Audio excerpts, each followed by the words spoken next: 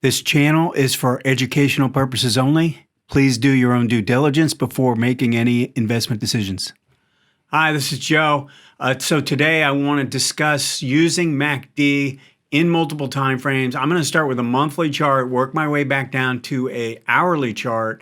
I want to show how we use this multiple time frame pattern that can develop and find some clarity by using the two time frame pinch play, which is a pattern that's out of my book. I get some questions on this on a regular basis, and so I want to make sure that I at least cover this every now and again. And I've recently gotten a few more questions about it, so I wanted to give another example.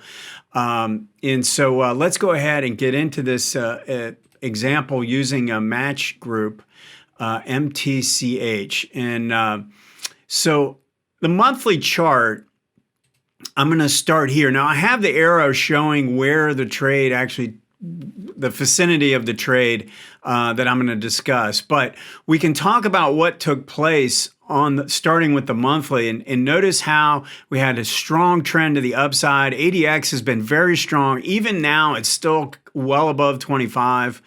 And then we work, so we got a topping pattern, topping bar on the monthly, and then we just started working sideways, and it still looked okay at this point. And then what happened was you got this bar that developed where you tried to break out above 175, and it was unable to carry through that. And by the end of the month, you failed, and you ended up reversing, and you're getting a pretty nice looking or ugly looking topping tail, depending on your perspective. And so once I see that, I mean, so that's kind of, it's somewhat of a starting point. Now we can look at the weekly, and the same thing basically happened. It tried to break out, left a tail, closing them out the midpoint of the breakout bar, and left a pretty good tail up there, and then immediately we saw selling. So when I see this on the bigger time frames, and I like to look at the bigger time frames to help me, even if I'm going to trade on a daily chart or on an hourly chart, you want to frame out what you think is going to happen using the higher time frames. If you eliminate the weekly and the monthly and you just trade off the daily and the hourly, yeah, you'll have some decent trades or whatever. But if you can start it out and say, and figure out basically what the bias is on the bigger time frames and what your real potential is, then I think you can start to, first of all, you're going to have a lot more confidence in your trading. And secondly, I think you're going to do a better job of determining how to frame the trade. And when I say framing it out, meaning how much risk I want to take to how much reward I want to get, what are my, what's my potential in a trade like this?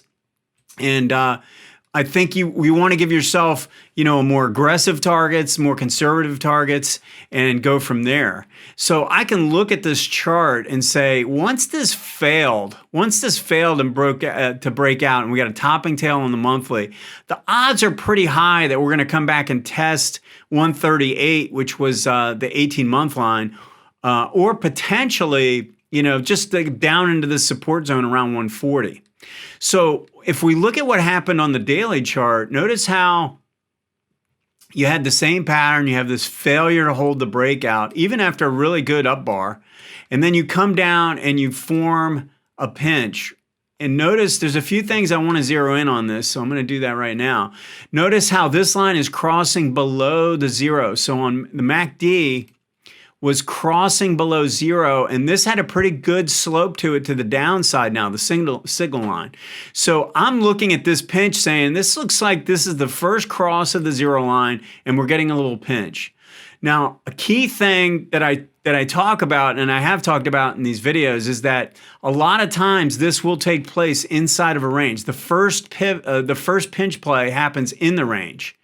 And so you want to play this move as a trading range play down to the lower end. Now, I would probably play it even more conservatively and maybe play it to 140. So if I'm going to do that, we're looking at this somewhere in the high 150s, something like that. I would probably want to go down to the hourly and even time it a little bit better.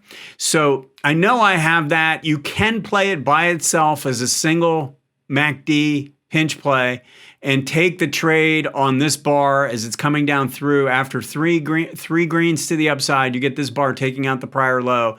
That is a single, and you already just finished earnings. So we got a little rally. We know we'd already failed up here. So I mean, to me, there's just a lot of things telling me that this is a potentially good trade back down to support. Depending on how aggressive you want to be, you could play it anywhere from 140 down to even way down into the mid to low 130s. But let's play it conservatively. We've got this trade. We've got this rally up. Now let's go to the hourly chart. And I've got this arrow pointing to where this would have triggered on the daily chart. And so this is happening right off the high here. So if I'm looking at this and I know I'm playing a counter trend, it's more of a neutral trading range type of a play. I'm probably going to go down to the hourly and ensure that I've got a trade on my hands on the hourly. And what I like to do, and I've talked about this a lot when I talk about the 2 time frame pinch play, I think the best part about the 2 time frame pinch play is it teaches you how to trade in multiple time frames, because I've got a trend line break and then I get a rally up. That's the 1 is the trend line break, 2 is the rally up. And now as this is starting down from 2, I'm looking to get short.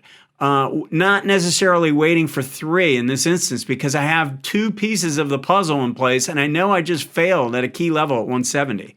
So that's one side of the equation there.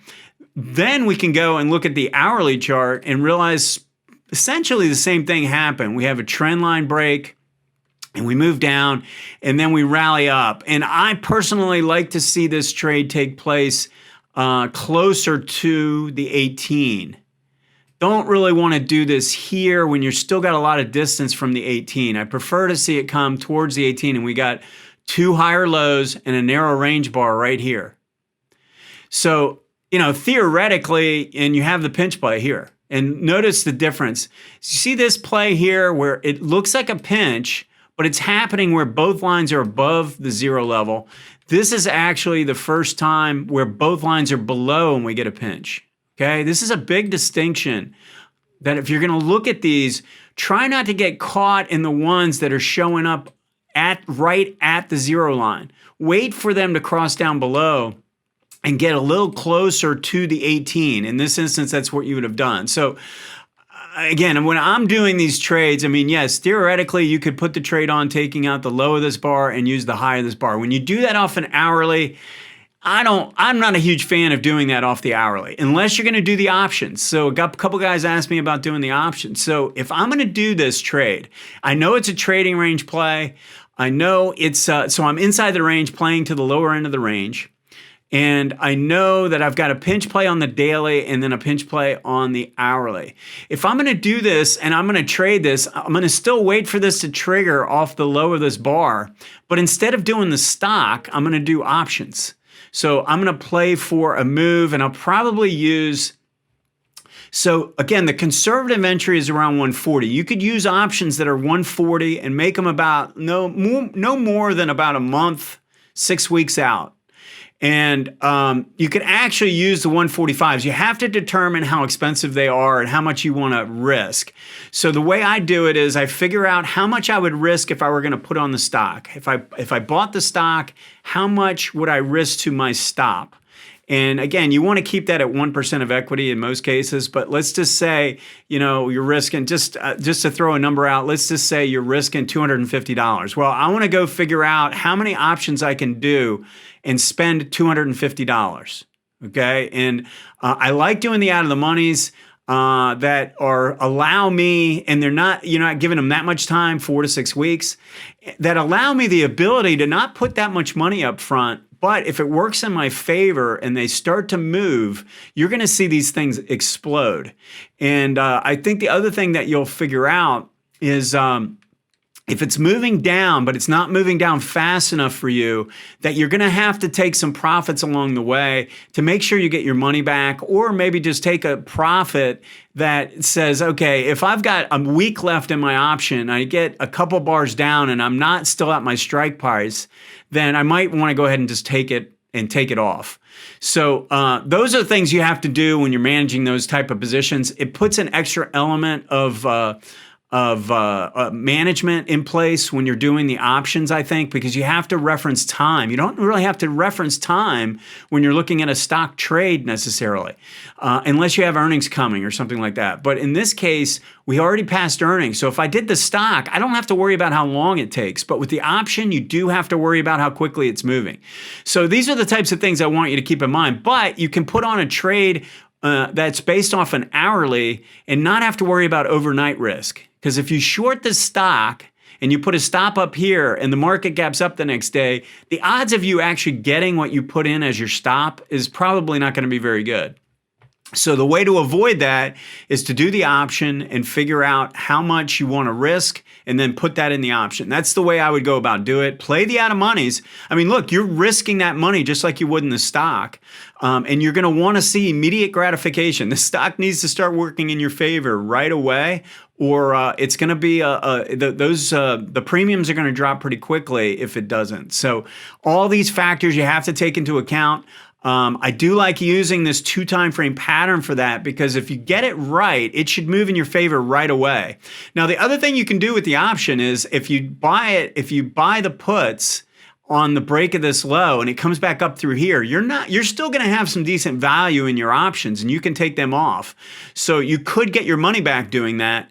And not really risk as much as you would have if you did the stock. So there's some definite benefits to doing the options. Hopefully this makes sense to you. Make sure you frame the trade out so you know exactly what you're trying to do. And when you do options, you want to buy them out of the money. And if they hit your target, they're in the money or very close to being. Like 140, I wouldn't want to do anything lower than 140 in this instance, because if you do the 135s or something like that, you're really begging for a big drop to get paid. Whereas if it just comes down to like 143, 142, 144, you're going to make some pretty good money in the 140s. So anyway, that's the update for the week. Go ahead and post any questions or comments, and we'll see you next time.